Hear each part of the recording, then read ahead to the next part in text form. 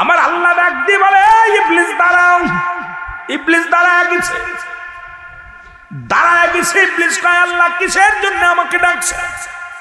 বলে, ইবলিস রে, তুমি 3টা অধিকার চেয়েছো, 3টা অধিকার আমি তোমারে দিয়ে দিছি, তবে একটা কথা শোনো, আমার বান্দা বান্দির সমস্ত দেহের মধ্যে সমস্ত জায়গা দিয়া প্রবেশ করতে পারবা, একটা জায়গা দিয়ে আমি মাওলা প্রবেশ করতে দিব না।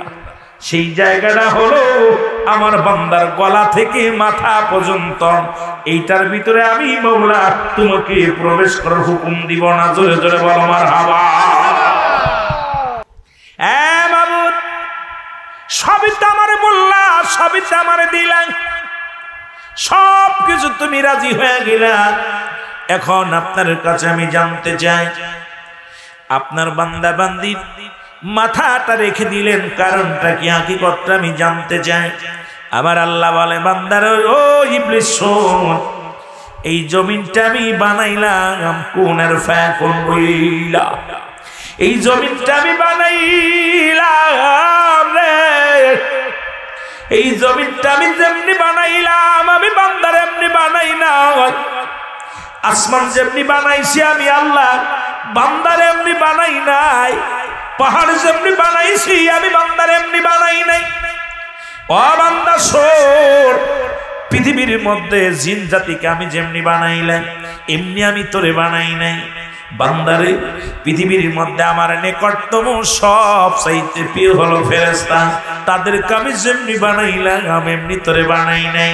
সব কিছু শুধু কোন আর ফাকুন বলে বানাইলাম। আর বান্দারে, আমি আমার আদর করে বান্দা বান্দির আমি আল্লাহ নিজ কুদরতি হাত দিয়ে বানাইলাম। এ বান্দা, কত সুন্দর তোরে বানাইলাম। তাকায় দেখ, একবার মুখের দিকে তাকায় দেখ, কত সুন্দর দুটি চোখ তোরে দান করলো, দুটি কান কত সুন্দর দান করলো, দুটি নাক কত সুন্দর নাকটা তোরে তৈরি করলো, কত সুন্দর একটা মুখ দান করলো, কত সুন্দর একটা ফেস আমার আল্লাহ দান করলো। ও বান্দা, এত সুন্দর পৃথিবীর কারিগর, যত বড় কারিগর হও না কেন মুসলমান শুনে নাও, আমার মাওলার উপরে কারিগর কেউ নাই। এত সুন্দর ভাবে তোমারে বানাইলো বান্দা, এই মাথাটুকু আমার আল্লাহ নিজ কুদরতি হাত দিয়ে বানায়া দিছে। ও মুসলমান শুনে নাও, এই জন্য আমার আল্লাহ বলে, মাস্টার ইবলিস শোনো, এই ইবলিস শোন, সারা দিন পরে তুই বান্দারে গুনাহ করাইবি রে, সারা বছর ভরে বান্দারে পাপ করাবি। আমার বান্দা পাপের রাজ্য থেকে ফিরে যখন আসবে, বান্দা যখন ভুল বুঝবে, খাস তওবা করে ডাক দিবে, আল্লাহ আল্লাহ। সন্তান যত বড় অন্যায় করে শুধু বাবার সামনে যায় বলবে আব্বু, বাবার রাগ মিটে যায়। সারাদিন অপেক্ষাতে সন্তান আসলেই পিটাইব, সন্তান আসলেই তারে মারবো। যখন পাশে দরজায় দাঁড়ায় ডাক দে বলে, বাবা বাবা গো, আমার ভুল হয়ে গেছে। ডাক দে বাবা বুকের ভিতরে নিয়ে কয়, বাবা অন্যায় করিস না, সারাদিন রেগেছিলাম তোরে মারবো, খাবার দিব না, সারাদিন অপেক্ষায় ছিলাম তোর পড়ার খরচ আর আমি দিব না, সারাদিন অপেক্ষায় ছিলাম তোরে ত্যায্য করে দিব। যখন বাবা বলে ডাক দিছিস রে, কলিজাটা ঠান্ডা হয়ে গেছে, আয় আয়, সব তোরে মাফ করে দিলাম, অন্যায় করিস না। দুনিয়ার মাকে যদি ডাক দেয়া যায়, হাজারো রাগের পরে যদি মাকে ডাক দেয়া যায়, মা মা মা বলে একটা ডাক দিলে সন্তানের সব দোষ সব অপরাধ মাফ হয়ে যায়। আল্লাহ কয়, বান্দারে, যখন আমার বান্দা ভুল বুঝে আমারে আল্লাহ বলে ডাক দেয়, যখন ডাক দে আল্লাহ, আমি আল্লাহ বড় মায়া করি রে, সঙ্গে সঙ্গে বান্দার জিন্দেগির গুনাহগুলো মাফ করে দিই। শুধু তাই নয়, এই মাস্টার ইবলিস শোন, বান্দা যখন খাস তওবা করে, বান্দা যখন আল্লাহ বলে ডাক দিবে, আমি আমার ওই রহমতের হাত মাথায় বুলায় দিব, সমস্ত পাপের রাজ্য জমিনের মধ্যে দাফন হয়ে যাবে। জোরে জোরে চিল্লায় বলা যাবে না মারহাবা। এ মুসলমান গভীর মনোযোগ, কথা বলতেছিলাম পৃথিবীর মধ্যে 14টা হক হলো একটা সন্তান তার পিতা মাতার প্রতি কয়টা হক? জোরে বলেন কয়টা? আস্তে কবেন। আপনি যেহেতু বাবা হয়েছেন, আপনি যেহেতু আপনার সন্তান যারা বাবারা আছে, অনেক মাসুম বাচ্চারা আছে, শুনে নাও, দেরের কান্ডা লাগানো শুনে নাও। যাদের আব্বা মা জীবিত আছে তাদের জন্য, বাবা মায়ের জন্য 7টা হক। কয়টা? জোরে বলেন কয়টা? আস্তে কবেন না, জোরে কবেন। যাদের জিন্দা আছে আব্বা মা, হাত দুখানা তোলো দেখি কার কার আছে আব্বা মা। আব্বা মা যাদের জিন্দা আছে রে বাবা, এই পাশের বাচ্চারাই বেশি আব্বা মা জিন্দা আছে। যাদের জিন্দা আছে তাদের হলো 7টা হক। যাদের মারা গেছে তারা হাত উঠাইলেন একটু আগে, যারা মারা গেছে তাদের হলো 7টা হক। এই 14টা হক যদি আপনি আদায় না করেন, ইয়াউমাল কিয়ামতের ময়দানে আমার আল্লাহর আদালতে জবাব দিতে পারবেন না। আপনি আমার মাওলার দরবারে ধরা পড়ে যাবেন। এই 14টা হক আমাদের আদায় করা লাগবে। জোরে জোরে বলো আল্লাহু আকবার। আল্লাহ, আর একটু জোরে বলেন। কয়টা হক? 14টা হকের মধ্যে 7 আর 7 14টা হক। 1 নম্বরে যাদের জিন্দা আছে পিতা মাতা, শুনে নে বাবা, এই 7টা হকের মধ্যে 1 নম্বর হক হলো মুসলমান পিতা মাতার প্রতি শ্রদ্ধাশীল হওয়া। 1 নম্বর কি? পিতা মাতার প্রতি শ্রদ্ধাশীল হওয়া। কখনো পিতা মাতাকে অমর্যাদা করা যাবে না। কোন পিতা মাতার কয়েকটা কথা বলে আমি আলোচনা শুরু করব বাবা। অনেক লম্বা আলোচনা করতে হবে, যদি অল্প সময়ের মধ্যে বেশি আলোচনা করা লাগবে। বন্ধুরে, শ্রদ্ধাশীল হন। কখনো বাবা কোনো কাজে কষ্ট পাক, বাবার সঙ্গে কথায় তর্ক করে, বাবার যত শ্রদ্ধা করা যায় মাথার উপরে রাখতে হবে। এই পৃথিবীর সবচেয়ে বড় আসনে তারে বসাইতে হবে। তুমি যদি অশিক্ষিত হয়, পৃথিবীর মধ্যে যদি তোমার দেখতে খারাপ হয়, তবুও তোমার জন্ম দিছে, তোমার বাবা মারে তোমার মাথার উপরে রাখবে। এত মর্যাদা, এত শ্রদ্ধাশীল করবা। তোমার পিতা মাতার চাইতে পৃথিবীর কেউ আর এত শ্রদ্ধাশীল হবে না। কারণ তোমার মা, তোমার বাবা পৃথিবীর সব চাইতে তাদের প্রতি শ্রদ্ধাশীল হওয়া লাগবে। রাজিয়া শুনি বাবা, রাজিয়া শুনি, জোরে জোরে বল রাজিয়া শুনি। যাদের জিন্দা আছে তারা শুনে নেন, ও মুসলমান শুনে নেন, শুনে নেন। 2 নম্বরে হলো মনে প্রাণে তাদেরকে ভালোবাসতে হবে। মন থেকে একরকম, দেহ থেকে একরকম। মানুষের সামনে গেলে বলবেন বাবারে ভালোবাসি, আসলে আড়ালে লোক চক্ষু আড়ালে চলে গেলে বাবা মায়ের প্রতি আপনারা শ্রদ্ধা করেন না। মনে প্রাণে বাবারে ভালোবাসতে হবে। 2 নাম্বার, এটার বিশ্লেষণ করে যদি সময় পায় আলোচনা করব। একটু আগে আপনাদেরকে জানা দিয়ে যায়, মুসলমান মনে প্রাণে এত ভালোবাসতে হবে গো। পৃথিবীর মধ্যে এত ভালোবাসতে হবে। জীবনের আপনার গায়ে যেমন পিপিলিকায় একটা কামড় দিলে, যদি আপনার গায়ের মধ্যে যখন পিপিলিকায় কামড় দেয়, আপনার গায়ে বাবার মায়ের গায়ের মধ্যে, বাবার ওই মায়ের গায়ের মধ্যে একটু ঘাম দেখলে তার চাইতে বেশি কষ্ট পাইতে হবে। মার মুখটা বেজার, বাবার মুখটা বেজার দেখলে আপনার কলিজার মধ্যে জোর আঘাত লাগবে। এত মনে প্রাণে তাদের ভালোবাসতে হবে। এর ভালোবাসার পৃথিবীর মধ্যে কোনো মাপকাঠি যাবে না, কোনো দাড়িপালা দিয়ে মাপা যাবে না, কোনো পরিহাত দিয়ে মাপা যাবে না।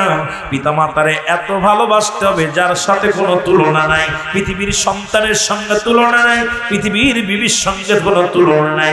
মা বাবার ভালোবাসা একমাত্র আমার মাওলার হকের পরে হলো পিতা মাতার হক। জোরে জোরে চিল্লায় বলা যাবে না আল্লাহু আকবার। এ মুসলমান শুনে নাও, আমি আপনাদেরকে অনুরোধ করি, অন্তরে নয় মুখে, শুধু নয় মুখে নয়, অন্তর থেকে ভালোবাসবে। আর যে সন্তান অন্তর থেকে আব্বা মার ভালোবাসে, পৃথিবীর মধ্যে কোনোদিন বাবা মারে কষ্ট দিয়ে কথা বলতে পারে না, পৃথিবীর কোনোদিন বাবা মায়ের সঙ্গে তর্ক করতে পারে না, পৃথিবীর মধ্যে বাবা মায়ের মনে একটু কষ্ট, কোন রকম কিঞ্চিত পরিমাণ কষ্ট দিতে পারে না। বাবা মারে দুনিয়ার মধ্যে সেই কোথায়, ওই যে একটু আগে আলোচনা করলো রাখালি সাহেব, এই পৃথিবীর মধ্যে রাসূলুল্লাহ জুব্বা পেয়েছিল ওয়াসাল করুনি। এই ওয়াসাল করুনি পৃথিবীর মধ্যে মার ভালোবাসার ওয়াজ শুনেছেন না মুসলমান? এত ভালোবাসে, মাকে রেখে কোথাও যায় নাই, মার জন্য জীবনটাকে কুরবানি করে দিছে, মদিনায় পর্যন্ত যাইতে পারে নাই, পৃথিবীর মধ্যে সবচেয়ে বড় পুরস্কার পেয়েছে মাকে ভালোবেসে। আর আজকে আমাদের সন্তানেরা, ও বাবা তোরা যখন ইনকাম করা শিখিস তখন বাবা মায়ের ভাত হয় না, বাবা মারা দেখতে পারিস না, বাবা মারে বড় কষ্ট দিস, বাবা মারে বড় যন্ত্রণা দিস, তোদের পায়ে হাত বলে যাই যুবক, এই পৃথিবীর মধ্যে স্বর্ণ অলংকার বিবি বাচ্চার চাইতে তোর মা বাবারে ভালোবাসতে হবে, এমন ভালোবাসতে হবে পৃথিবীর মধ্যে যার সঙ্গে কোনো তুলনা হয় না, যার সঙ্গে কোনো মাপকাঠি যায় না, এমন ভাবে ভালোবাসবি আব্বা মারে, আল্লাহ যেন আমার আপনার উপরে রাজি খুশি হয়ে যায়। জোরে জোরে চিল্লায় বলা যাবে না আমার হাওয়া, আর একটু জোরে জোরে চিল্লায় বলেন আল্লাহু আকবার। মুসলমান কথা গভীর মনোযোগ। তৃতীয় নাম্বার, সর্বদাই তাদেরকে তাদের কথা মেনে চলতে হবে। তিন নাম্বার হলো পৃথিবীর মধ্যে, দুনিয়ার মুসলমান গভীর মনোযোগ, পৃথিবীর মধ্যে আজকে যাদের পিতা মাতা নাই, বাবা নাই, মা নাই, এখানে যাদের আব্বা নাই, মা নাই, আমি আপনাদের কাছে শুরুতেই জানতে চাই, এর মধ্যে কে কে মারে হারাইছেন একটু হাত দুখানা তোলেন দেখি। কার কার মা জননী দুনিয়ার মধ্যে নেই? অনেকগুলো মানুষ মাকে হারাইছেন। কে কে বাবারে হারাইছেন একটু হাত তোলেন। বাবারে হারাইছেন, অধিকাংশ মানুষই বাবারে হারায় ফেলেছেন। এই দুজনের একজনও নাই। কার কার একটু হাত তোলেন। দুজনের একজনও নাই। এ মুসলমান গভীর মনোযোগ। উন্ডা আমাদের মতো জীবন ছিল, উন্ডা আমাদের মতো সংসার করেছিল, উন্ডা আমাদের মতো এই দুনিয়ার মধ্যে ছেলে মেয়ে পরিবার পরিজন নিয়ে ব্যস্ত ছিল। আজকে তারা আমাদের মধ্যে নাই। একদিন আমিও আপনি চলে যাব, আমরাও থাকবো না। দুঃখিনী মা যেখানে শুয়ে আছে, দুঃখিনী বাবা যেখানে শুয়ে আছে, আমাদের ওই জায়গা হবে একমাত্র ঠিকানা, ওই কবর হবে একমাত্র ঠিকানা। কেন বুঝি আসে না?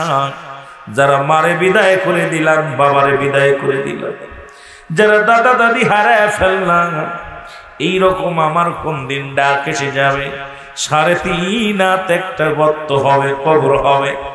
3 টুকরা কাপড় বাজার থেকে হাজির হয়ে যাবে।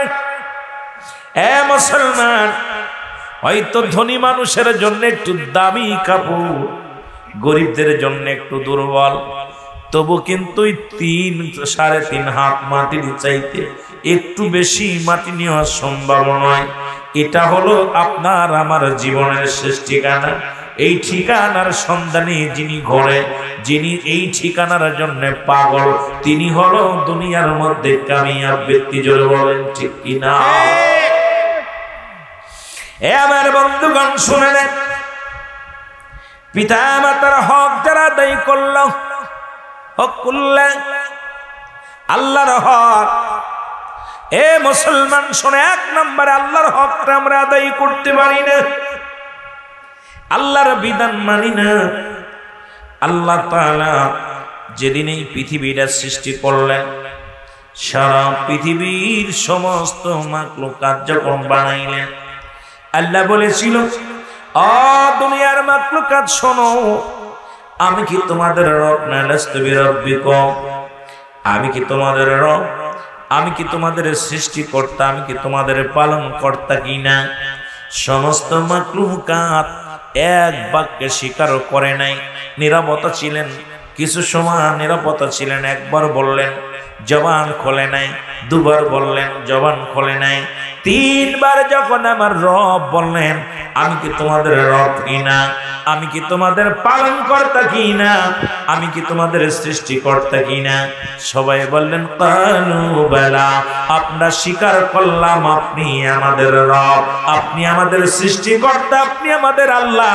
জোরে জোরে চিল্লায় বলা যাবে না মারহাবা? সবাই কবুল করে আসছে। সমস্ত মাখলুকাত, সমস্ত রূহের জগৎ সামনে রেখে আমার মাওলা বললেন, আমি তোমার রব, আমি তোমার সৃষ্টিকর্তা, আমি তোমার পালনকারী, পালনকর্তা। তখন সবাই স্বীকার করে নিয়েছিলেন আমার রব হলো আল্লাহ। রবকে জোরে বলেন, রবকে। আসতে হবে না জোরে হবে? যাদের রব অন্য তাদের জবান খোলার দরকার নাই। যাদের হায়াতের মালিক আল্লাহ তারা জবান খুলবেন, যারা মৃত্যুর মালিক আল্লাহ তারা জবান খুলবেন। যারা খোদাকে আল্লাহ বলে মানেন, রব বলে মানেন, সৃষ্টিকর্তা বলে মানেন, আপনার মালিক বলে মানেন, তারা জবান খুলবেন। আর যাদের দরকার নাই তাদের জবান খোলার দরকার নাই। এই সব কিছুর মালিক কে? আর জোরে বলেন আল্লাহ, আর জোরে বলেন আল্লাহ। দুনিয়ার মানুষগুলো স্বীকার করে নিলাম, আমি আপনাদের, আপনি, আমি স্বীকার করেছি আমার আল্লাহ আমার মালিক। মালিক কে? আমার আল্লাহ আমার মালিক, আল্লাহ আমার রব, আল্লাহ আমার পালন কর্তা, আল্লাহ আমার আইনদাতা, আল্লাহ আমার সব কিছুর মালিক। এখন আপনি আমি স্বীকার করলাম। এখন আল্লাহর হুকুম যদি পালন না করি, আমার আল্লাহ কি আমারে ভালোবাসবে? জোরে বলেন। আমার মাওলার হুকুম যদি মানা মানে আমার এক আল্লাহ মাফ করবে? কোনদিনও মাফ করবে না। আল্লাহর বিধান হলো হারাম খাবা না, আল্লাহর বিধান হলো নামাজ ছাড়বা না, আল্লাহর বিধান হলো মিথ্যা বলবা না, আল্লাহর বিধান হলো চগলখড়ি করবা না, আল্লাহর বিধান হলো এই পৃথিবীর মধ্যে অন্যায় করবা না।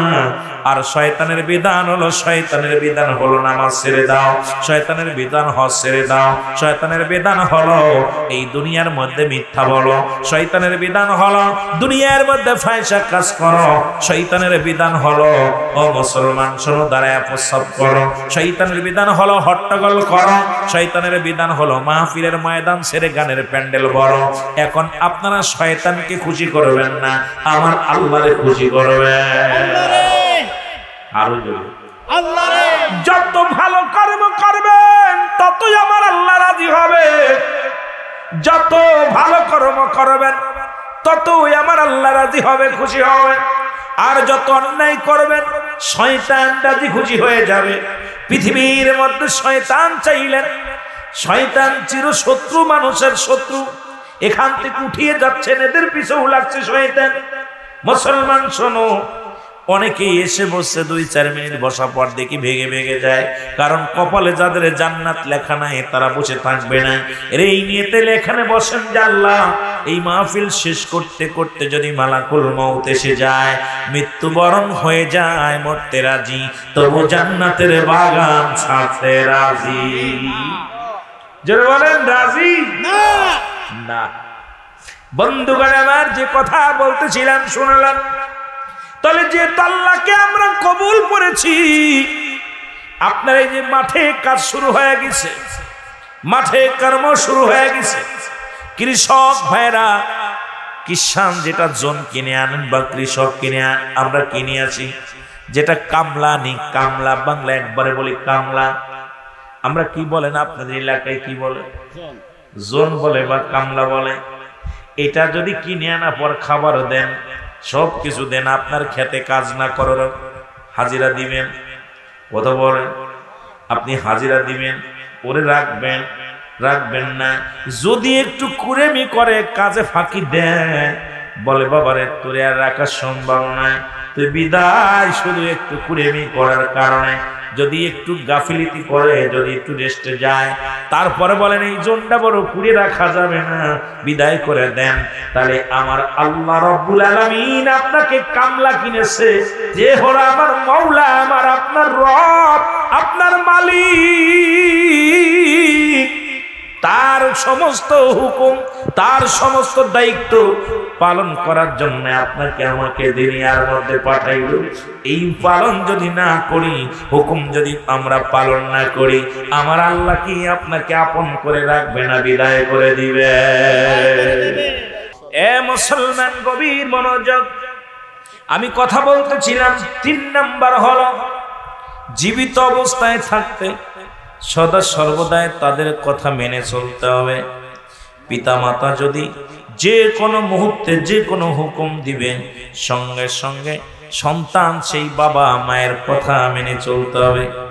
যদি মা বাবা মুসলমান শুনে নাও, পৃথিবীর মধ্যে অন্যায় একমাত্র জিনা। ও জিনা ঘুষ হারাম কাজে যদি আপনাকে বারণ করে, আপনাকে যদি উৎসাহিত করে, এটা করা যাবে না। আর বাকিগুলো যত হুকুম আছে হুকুমগুলো তাদের কথা মেনে চলতে হবে। বাবা মা যে হুকুম দিবে হুকুমগুলো তালিম করতে হবে। যদি বলে বাবা এই পথে চলতে হবে, আপনি সেই পথে চলবেন। বাবা এই মতে চলতে হবে, এই মতে চলতে হবে। বাবা মা যদি বলে বাবা তোমার স্ত্রীকে তালাক দিতে হবে, যদি দেখেন আপনার বিবি ও মুসলমান বাবা মায়ের অন্তর্গত না, সঙ্গে সঙ্গে বিবিকেও তালাক দিয়ে দেবেন, গুনাহ হবে না।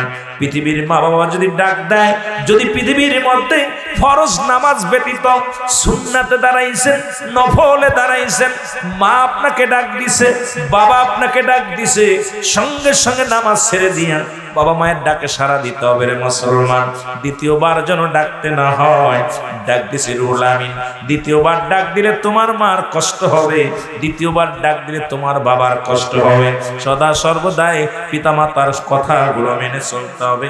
জোরে জোরে চিল্লায়া বলা যাবে না আল্লাহু আকবার। আর একটু জোরে বলেন আল্লাহু আকবার। এখন ছেলেরে যদি বাবাই কয় বাবা এই কাজটা করো, কয় ওটা পারবো না নে। যদি এইটা করে আনো, কয় না পারবো না নে। আল্লাহর কসম করি পিতা মাতার নাফরমানি সন্তান, তাদের হজ কবুল হবে না, যাকাত কবুল হবে না। এই পৃথিবীর কোন ধর্মই তাদের আল্লাহর দরবারে কবুল হবে না। 5 শ্রেণী মানুষের দোয়া আল্লাহ কবুল করে না। তার মধ্যে 1 নাম্বার হলো হিংসুটে মানুষের, 2 নাম্বার হলো মুসলমান আল্লাহর সঙ্গে শিরিককারী, 3 নাম্বার পিতা মাতার নাফরমানি সন্তান, 4 নাম্বার হলো পৃথিবীর মধ্যে শুনে নেন মুসলমান এতিমের মাল ভক্ষণকারী, 5 নাম্বার হলো গীবাতখোর। এই 5 শ্রেণীর দোয়া আল্লাহ কবুল করে না। এখন বুকে হাত দিয়ে বলতে পারবেন না এই 5টার মধ্যে কে কে নাই। অধিকাংশ ঈশ্বরিক অংশটার মধ্যে আসি। এখন হিংসা ছাড়া আমরা চলতে পারি না মুসলমান। হিংসা তো আমাদের দিলে এখন ভর করে, আমাদের মনে ভর করে। পিতামাতার সঙ্গে ভালো ব্যবহার করতে পারি না, এতিমের মাল পাইলে তো আর ছাড়তে পারি না মুসলমান। এগুলোর মধ্যে অধিকাংশ মানুষই আমরা আছি। জোরে জোরে বলেন ঠিক কিনা?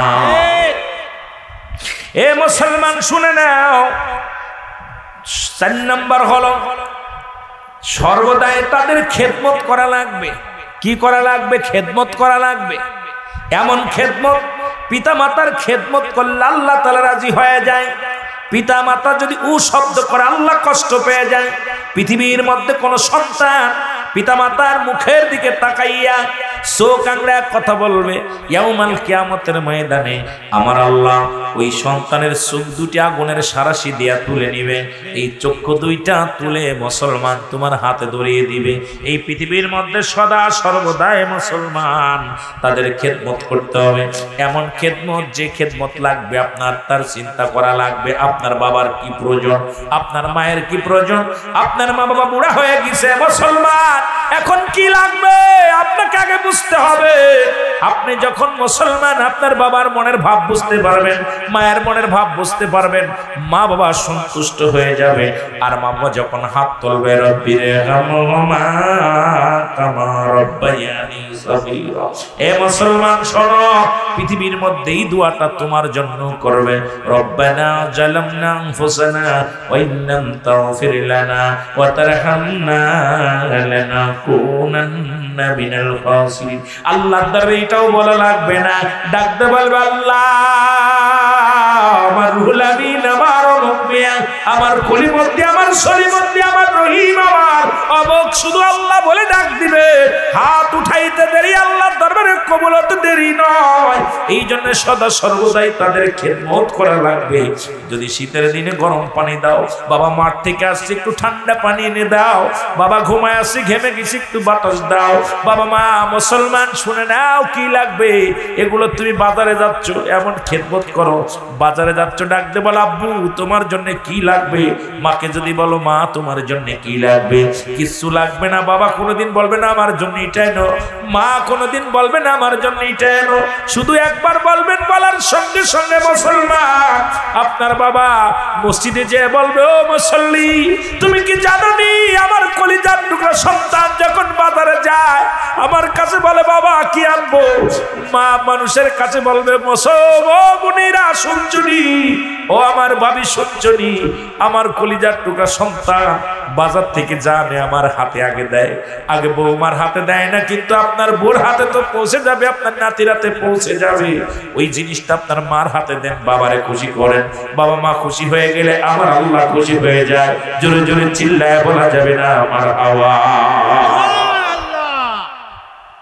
একটু জোরে জোরে বলেন আলহামদুলিল্লাহ। এ মুসলমান গভীর মনোযোগ, একটা বিষয় নিয়ে যদি আলোচনা করি গো রাত কেটে যাবে, শেষ করতে পারবো না। এই জন্য তাদের খেদমত করতে হবে, তাদের প্রয়োজনীয়তা পূরণ করতে হবে। 5 নাম্বার হলো তাদের প্রয়োজনীয় কি আছে, প্রয়োজনীয়তা পূরণ করতে হবে। কি প্রয়োজন? একটু আগে বললাম, এই রাত্রেবেলা আপনি আপনার আব্বা শীতের রাত্রে শুয়ে আছে, এখন আপনার ঈশার নামাজটা আপনার আব্বা পড়বে, মা পড়বে।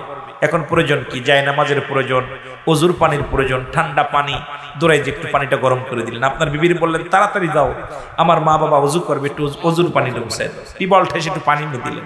এখন আব্বা মা ঘুমাবে, দৌড়াই যে কি প্রয়োজন, বিছানাটা তাড়াতাড়ি পেরে দাও, দিয়ে আব্বা এই যাবো মা নাও। এ মুসলমান শুধু তাই নয়, একটু পান খায়, আব্বা একটু পান খায়, পানটা নিয়ে তুমি বানাই নিয়ে আব্বু এই নাও পান, আম্মু এই নাও পান। তাদের প্রয়োজন কি আমার বোঝা লাগবে, যাদের তাদের প্রয়োজনীয়তা পুরা করতে হবে। তাদের কি চাহিদা? তোমার চাহিদা বাজারে গেলা 2টা মিষ্টি আনলা, 2টা ভালো মাছ খায়, মাছটা সাধ্য মতো চেষ্টা করো, যেটা পারো। তোমার কাছে কিচ্ছু চাই না, এটা প্রয়োজন কি এটা পুরা করো। কিচ্ছু নাই, তুমি খালি যাওয়ার সময় একটু বাবা মার খালি বলো না, আব্বা মা আমি এই কাজটা করতেছি, করবো। আব্বা মা এইটা তাদের প্রয়োজনীয়তা পুরা করতে হবে। কি লাগবে নিত্য প্রয়োজনের খেয়াল করা লাগবে। কিন্তু আমার আপনার বিবির খেয়ালটা ঠিকই রাখেন। বউরে ফোন দেখো না, বাজারে তো চলে আসি, তুমি কি কি আনতে তা তো কইলা না। কই কি আর আনতে করবো, আমার জন্য 2টা গুল নিয়ে আয়ো। কই গুলটা কিনছে, কয় একটা ক্রিম নিয়ে আয়ো, ক্রিম আনছে। কয় এটা লিপস্টিক, এটা আনছে। এবার কি আনছে? লিপস্টিক সব আনছে। মা কয় তোমার মা কিছু কয়নি? কয় মা তো কইছিল একটু তামুক আনতে। আয়া কয় সব তো আনছি, তামুক টানতে বুঝলা গেছে। যেরকম ঠিক কিনা?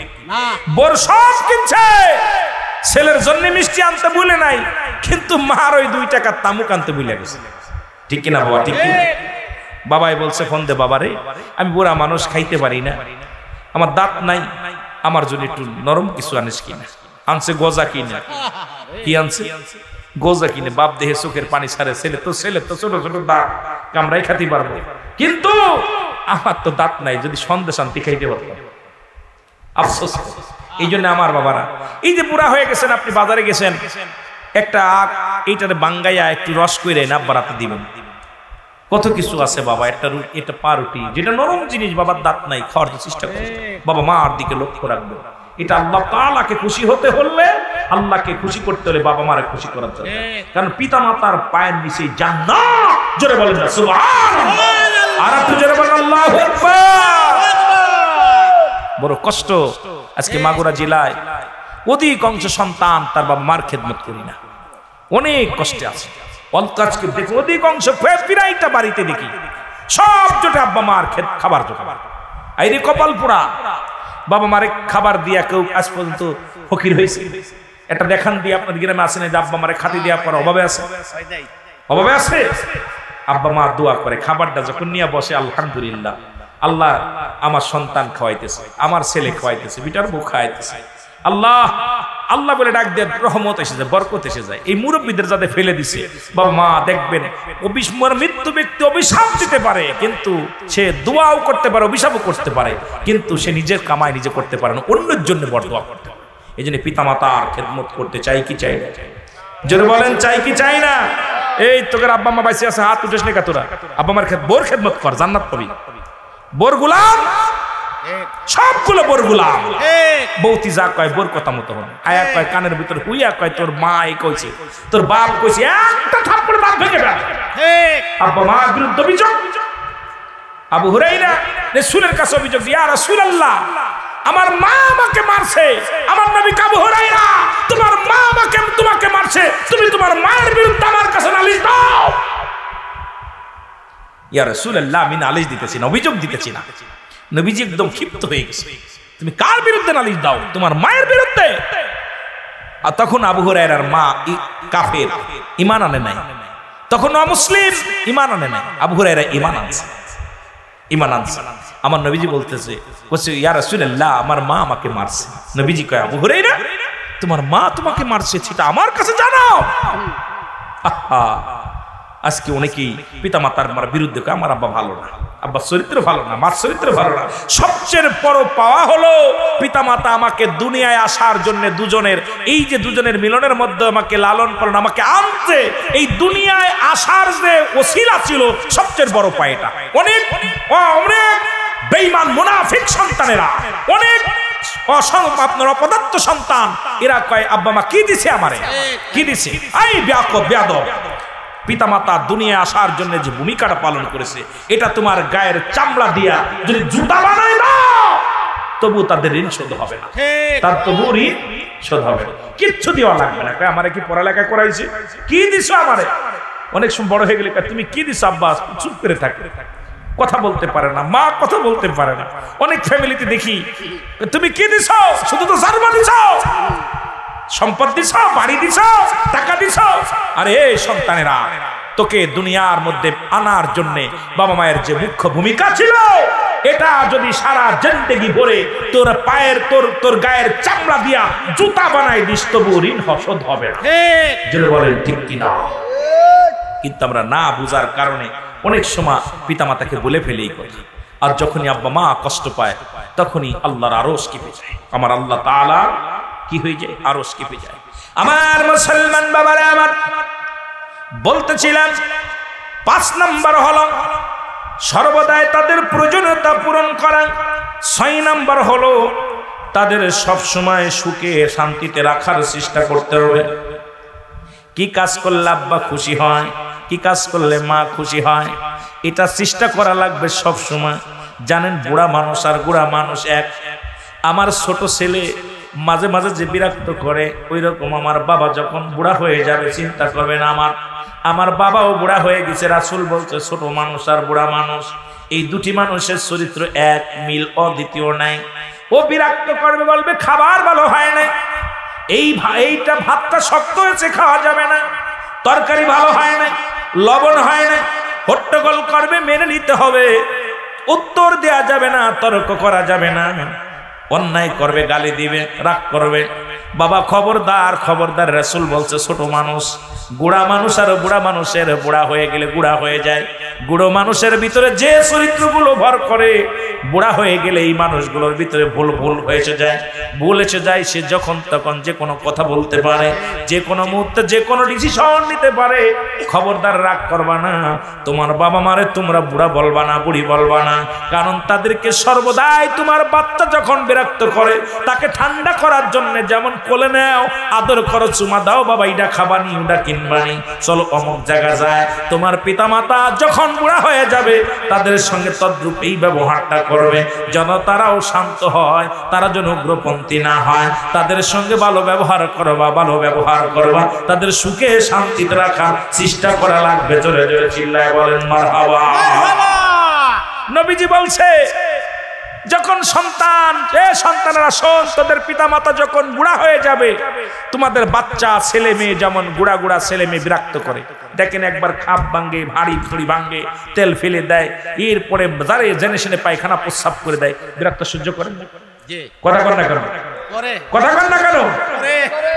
মনে হয় আপনার এই বিরক্ত এই পাশের লোকগুলো সহ্য করে, এরা এখন বিয়ে থা করে নাই, বোঝে নাই সন্তান কত বিরক্ত করে। আহারে এখন যাবেন এক জায়গা, পিছনে দৌড় শুরু করছে, পাঁচ কথা বোঝে না, যেতে এমন কান্না শুরু করছে, বায়না শুরু করছে, যা দিবেন সব ফেলে দিচ্ছে, যেতেই হবে, আমাকে নিয়ে যেতে হবে।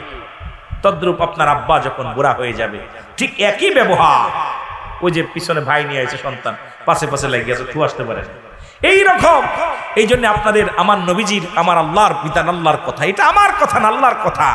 আল্লাহ পাক বলছে বান্দা তোমার পিতামাতা এই করতে হবে, রাসূল সেটা বলে দিচ্ছে, তোমাদের পিতামাতা যখন কোনো বুড়া হয়ে যাবে খবরদার তাদের বুড়া বলবি না, বুড়ি বলবি না।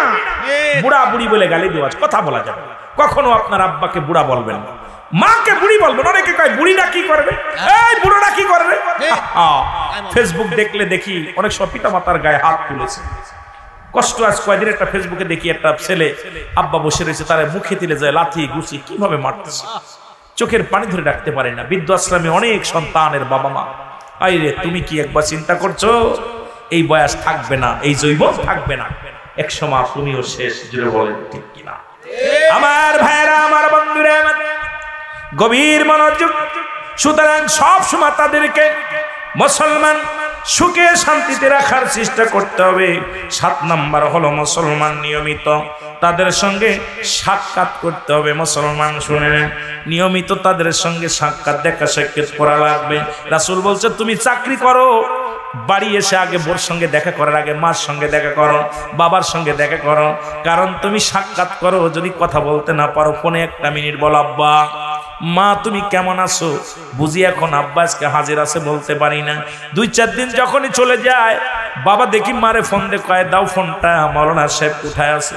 ফোন দিয়ে কয় মাওলানা কই আছো, কই আছো বাবা তুমি কই আছো? আমি কমক জায়গা আছি, ভালো থেকো বাবা, শরীরের দিকে খেয়াল রেখে, আমি আজকে স্বপ্নে দেখছি ভালো না, খেয়াল রাখো। কারণ বাবা মা সন্তান পৃথিবীর যে প্রান্তে থাকুক না কেন, কোন বিপদের মধ্যে পড়ে গেলে বাবার কলিজার মধ্যে লাগে, মায়ের কলিজার মধ্যে লাগে। এই জন্য রাসূল বলছে সদা সর্বদাই তাদের সঙ্গে দেখা সাক্ষাৎ করা লাগবে। আপনি মাগুরায় চাকরি করেন, বসে আছেন, সপ্তাহে যেদিন ছুটি পাইলেন বাড়ি যান, বাড়ি যেয়ে মার সঙ্গে বসেন, বাবার সঙ্গে বসেন, একটু কথা বলেন, মার পাশে বসেন, বাবার পাশে বসেন। কারণ রাসূল বলছে নিয়মিত তাদের সঙ্গে সাক্ষাৎ করতে। দেখা যায় বছর চলে যায়, দেখছি অনেক ফ্যামিলিতে অনেক বিদেশি বউরা ঘন্টার পর ঘন্টা বললগে কথা কয়, একবারও জিগায় না মা কেমন আছে, বাবা কেমন আছে। দূর থেকে মা শুধু চেয়ে চেয়ে দেখে যে বিটার বউ ছেলের সঙ্গে কত রং তামাশা করে কথা কয়, ওদিকে ছেলেও একবার বলে না আমার মা কই, আমার বাবা কেমন আছে। আমার যুবক ভাইয়েরা শোনে না, গভীর মনোযোগ। মা বাবার সাক্ষাৎ শুধু বাড়ি এসে করলে হবে না, দূর থেকেও খবর নিতে হবে। যেখানে আছে সেখান থেকে আমাদের খবর নেওয়া লাগবে। এই জন্য রাসূল বলছে 7 নাম্বার হলো তোমার পিতা মাতার সঙ্গে নিয়মিত সময় সুযোগ মতো তোমাদের আব্বা মার সঙ্গে দেখা সাক্ষাৎ, তাদের সঙ্গে পরামর্শ, তাদের সঙ্গে কথাবার্তা বলার প্রয়োজন আছে। জোরে জোরে বলেন আল্লাহু আকবার। আমার যুবক ভাইরা, এই 7টা হক যারা আদায় করতে পারি নাই তারা বিপদগামী হয়ে যাবেন আল্লাহর আদালতে।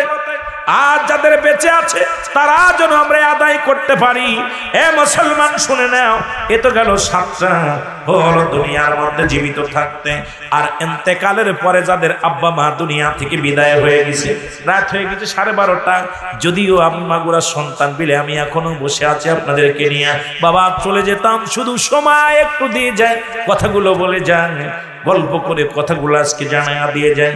7টা হক হলো ইন্তেকালের পরে আব্বা মা দুনিয়া থেকে চলে গেছে, তাদের জন্য 7টা হক জোরে জোরে চিল্লায়া বলা যাবে না মারহাবা। এই 7টা হকের মধ্যে প্রথম নাম্বার 1 মারহাবা বলেন, মারহাবা, তাদের জন্য মাগফিরাত বা দোয়া করেন। সুবহানাল্লাহ বলেন সুবহানাল্লাহ। এখন আমাদের দেশের অনেক মানুষ কয় মৃত্যুর পরে কিচ্ছু লাগবে না। রাসূল বলছে তোমাদের মা বাবা যখন মারা যাবে বেশি বেশি করে তাদের জন্য মাগফিরাত কামনা করতে হবে, দোয়া করতে হবে, আল্লাহ যেন তাদের ক্ষমা করে দেয়, আল্লাহ যেন তাদের মাফ করে দেয়। ফজরের নামাজটা পড়ে তুমি দাঁড়ায়া যাও, বাবার জন্য দোয়া করো, জোহরে দোয়া করো, আসরে দোয়া করো, মাগরিবে দোয়া করো, এদের মা বাবা মুরব্বীদের কাছে দোয়া চাও, আলেমদের কাছে দোয়া চাও, মৌলানাদের কাছে দোয়া চাও, প্রতিবেশীর কাছে দোয়া চাও, বাবা মার জন্য নিজে দোয়া করো। মুসলমান শোনো, রাসূল বলছে 1 নম্বরে তাদের জন্য সদা সর্বদা ও মুসলমান তাদের জন্য মাগফিরাত কামনা করা। 2 নাম্বার হলো তাদের জন্য সওয়াব পৌঁছানো। সুবহানাল্লাহ বলেন সুবহানাল্লাহ। সওয়াব পৌঁছানো, যে কাজটা করলেন 200 টাকা দান করলেন, মসজিদে দান করলেন, সওয়াব পৌঁছে আল্লাহর কাছে কান্নাকাটি করবেন, আল্লাহ আমার আব্বা মা শুয়ে আছে আর কোনদিন ফিরে আসবে না, তাদের তুমি মাফ করে দাও। রাসূল বলছে 2 নাম্বার তাদের জন্য বেশি বেশি সওয়াব পৌঁছাতে হবে। কারণ কবরে কি হালাতে আছে আমি বলতে পারি না, কবরে কি হালাতে আছে পৃথিবীর কোন মানুষ বলতে পারে না, আপনি আমি বলতে পারি না। বাড়ির আঙ্গিনায় শুয়ে আছে মা, বাড়ির আঙ্গিনায় শুয়ে আছে আব্বাজান, কেমনে আছে কোন হালাতে আছে কেউ বলতে পারি না। এই জন্য পিতা মাতার জন্য বেশি বেশি সওয়াব পৌঁছাবেন। রাজি আছেন? জোরে বলেন রাজি আছেন? এ মুসলমান, 3 নাম্বার হলো মুসলমান তাদের সাথী সঙ্গীদের সঙ্গে আত্মীয় স্বজন যারা আছে, তাদের আপনজন আছে, তাদেরকে সম্মান করতে হবে। আব্বা মার আত্মীয় স্বজন, আব্বার মায়ের আত্মীয়, বাবার আত্মীয় স্বজন যারা আছে, ভাই বিগার যারা আছে, তাদেরকে সম্মান করতে হবে। কারণ এই দুনিয়ার মধ্যে বাবা মারা গেছে, চাচা আছে, তাকে সে সম্মান করতে হবে। বাবার শ্বশুর শাশুড়ি আছে, তাদেরকে সম্মান করতে হবে। বাবার আত্মীয় স্বজন, বন্ধু বান্ধব যারা আছে, মায়ের বান্ধবী যারা আছে, তাদেরকে সম্মান করতে হবে। অসম্মান করলে কবরে শুয়ে আপনার মা বাবা কষ্ট পাবে। যদি এখন দেখা যায় মামা বাড়ির কেউ আসলে আর চিনা যায় না, মামা বাড়ির কেউ আসলে কয় ফিরা বাপের আত্মীয়, কার আত্মীয়, কত কন্যা কার আত্মীয়, বাবার আত্মীয়, ওটা কার মার আত্মীয়। মুসলমান শুনে না, আমি অনুরোধ করে যাই, আপনাদের কাছে অনুরোধ করে যাই, সদা সর্বদা বাবা মার আত্মীয় স্বজন যারা আছে তাদের সঙ্গে ভালো ব্যবহার করতে হবে, তাদের খবর নিতে হবে, খবর তাদের নিতে হবে, তাদেরকে সম্মান করতে হবে। মুসলমান শুনে নেন, মুসলমান শুনে নেন, মুসলমান সাথীর সঙ্গে আত্মীয় স্বজন যাদের আছে তাদের সম্মান করা লাগবে। তাদেরকে অসম্মান করলে বাবা মা কষ্ট পেয়ে যাবে কবরে। কারণ আপনার বাবার ভাই আছে, তাদেরকে সম্মান করবেন, আপনার মার বোন আছে, তাদেরকে সম্মান করবেন। এক কথায় পিতা মাতার আপনজন যারা, তাদেরকে সব সময় সম্মান করবেন, ইজ্জত দিবেন। আমার আল্লাহ খুশি হবে, রাসূল রাজি হয়ে যাবে, তারাও খুশি হবে। জোরে জোরে চিল্লায় বলা যাবেন আল্লাহু আকবার, আল্লাহু আকবার। 4 নাম্বার হলো মুসলমান সাথী সঙ্গে আত্মীয় স্বজনদের মুসলমান সাহায্য করা লাগবে। সুবহানাল্লাহ বলেন, সুবহানাল্লাহ। সাহায্য সহযোগিতা করা লাগে। কিন্তু আমাদের দেখা যায় যদি 10টা টাকা কারুর দেয়, বউতি একভাবে বলে, বোনে একভাবে বলে, ছেলে একভাবে বলে। মুসলমান শুনে নাও, আজকে আপনার মায়ের আত্মীয়, বাবার আত্মীয় একজন গরিব মানুষ, তাকে টাকা দিয়ে সাহায্য করবেন, তাকে খাবার দিয়ে সাহায্য করবেন। তাকে যদি কিচ্ছু না পারেন মাথায় হাত বোলায় দিবেন। রাসূল বলেছেন তোমার বাবা মায়ের আত্মীয় স্বজন যারা আছে তাদেরকে তুমি সাহায্য করা লাগবে, সহযোগিতা করা লাগবে। কারণ যখন খোঁজ করবেন এটা আমার মায়ের আত্মীয়র পরিবার, বাবার আত্মীয়র পরিবার, তখন তাদের সহযোগিতা করা লাগবে। টাকা দিয়ে পারেন, কথা দিয়ে পারেন, ভালোবাসা দিয়ে পারেন, যেমনি পারেন সেমনি সাহায্য সহযোগিতা করবেন। তাহলে আমার আল্লাহ তাআলা, আমার রাসূল রাজি হয়ে যাবে, আব্বা মা রাজি হয়ে যাবে, ওই কবরে সব পৌঁছে যাবে। জোরে বলেন মারহাবা, মারহাবা। পিতা মাতার আত্মীয় স্বজন যারা আছে গরিব, তাদেরকে সহযোগিতা করবেন, হয়তো সাহায্যের হাত বাড়ায় দিবেন। এখন তো পরিচয় দিনে কুটুমির কুটুম, কুটুমির কুটুম, এগুলো আমার আগের যুগে ছিল, এখন আর নাই। এখন দেই যে নিজের শ্বশুর বাড়ি অনেকে জাতি চায় না। জোরে কোন ঠিক কিনে? এই জন্য এগুলো কি হয়েছে, কথা হয়েছে। আমার বাবারা, আত্মীয় স্বজন যারা আছে তাদেরকে সাহায্য সহযোগিতা করতে চাই কি চাই না? চাই। আরো জোরে বলেন, চাই কি চাই না? চাই। এ মুসলমান গভীর মনোযোগ। 5 নাম্বার হলো শরীয়ত সম্মত মুসলমান দয়া করে ওসিয়াত যা করে গেছে, ওসিয়াত মৃত্যুর আগে ওসিয়াত করে গেলেন শরীয়ত মোতাবেক যদি হয়। আব্বা বলছে ওই মসজিদে 10,000 টাকা দিয়ে দিবি, দিয়ে দেবেন। আব্বা বলে গেছে ওসিয়াত করে গেছে, মারা গেছে, ওই জমিটা মসজিদে লিখে দিবি। অনেক বেঈমান মুনাফিকেরা দেখছি আব্বা মা মসজিদে লিখে দিছে জমি, এটা আবার ভোগ দখল করছে। আমার বাড়ির কাছেও আছে, আমার কিছু চাচারাও আছে, বাবা বললে কষ্ট পাবেন। মসজিদের জমি লিখে দেওয়ার পর এখন সেটা ভোগ বিলাস করে খায়। এখন এই রকম অনেক বেঈমানেরা আছে, বাবা মা দিয়া গেছে লিখে, এখন তাদের নামে আবার রেজিস্ট্রি করে নিছে, তাদের নামে পচরা করছে, করে তারা ভোগ দখল করে খায়। আল্লাহর কসম করে বলছি, কিয়ামত পর্যন্ত যদি আমল করি সব বরবাদ হয়ে যাবে। রাসূল বলে গেছে যদি তোমার আব্বা ওসিয়াত করে যান, এই ভালো কাজটা করবি শরীয়ত মোতাবেক হয়, শরীয়তের বাইরে যদি হয় শরীয়ত ছেড়ে দিলে কাফের। সুতরাং শরীয়তের বিধানের মধ্যে যদি পড়ে অবশ্যই অবশ্যই এটা পালন করা লাগবে, এটা পালন করা লাগবে। আব্বা বলে গেছে আব্বা বাদান অমুক কাজটা করবা, মা বলে গেছে বাবা অমুক কাজটা করবা। মরার পরে সব খোঁজ থাকে না, এগুলো আদায় করা লাগবে। জোরে জোরে চিল্লায় বলেন আল্লাহু আকবার, জোরে জোরে চিল্লায় বলেন মারহাবা, মারহাবা। এ মুসলমান গভীর মনোযোগ। 7 নাম্বার হলো সাত নাম্বার হলো সাধ্য মতো সময় মতো জিয়ারত করা লাগবে। সুবহানাল্লাহ বলেন।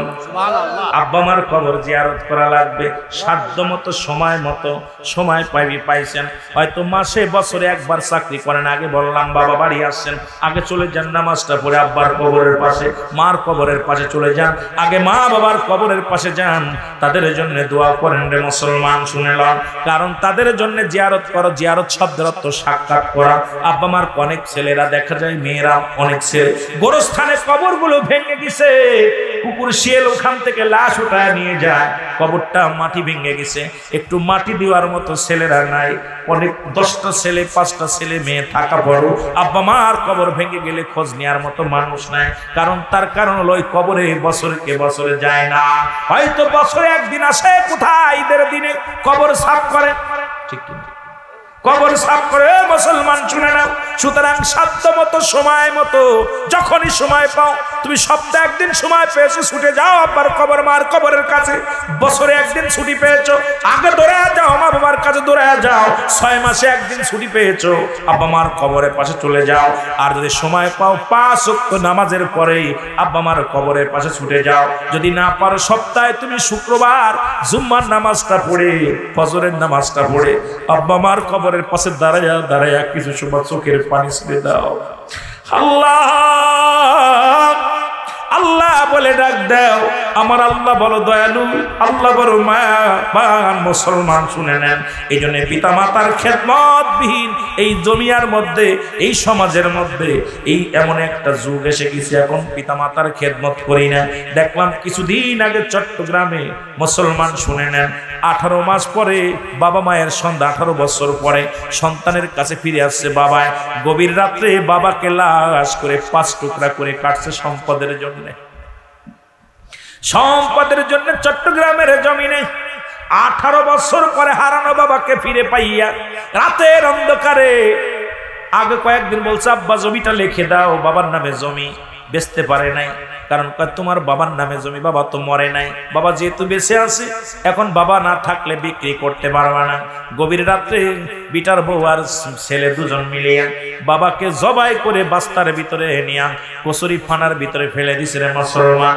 গভীর মনোযোগ। শুধু তাই নয়, কোথায় দেখলাম, আপনারা অনেকেই নেটের মধ্যে দেখেন, টিভিতে খবর দেখেন, পত্রিকার মধ্যে দেখেন, দেখা যায় বাবা মা মৃত্যুর পরে সই নাই, টিপ সই নাই।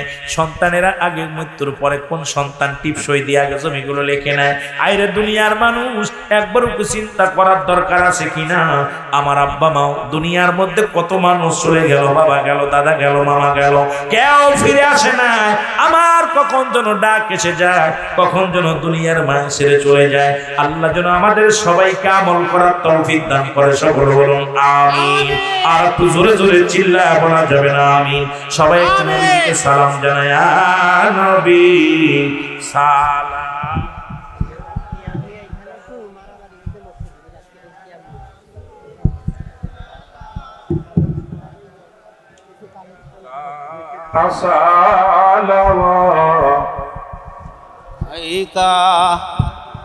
বলিদের ফুলের বাগিচায় নবীগণ মধু লুটে যায়, বুলবুলিরা গানে তেমাতায়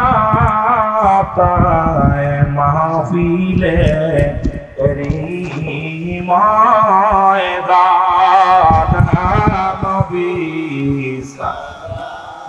আলাইকা ইয়া রাসূল সালাম ইয়া হাবিব সালাম সালাওয়াতুল্লাহ।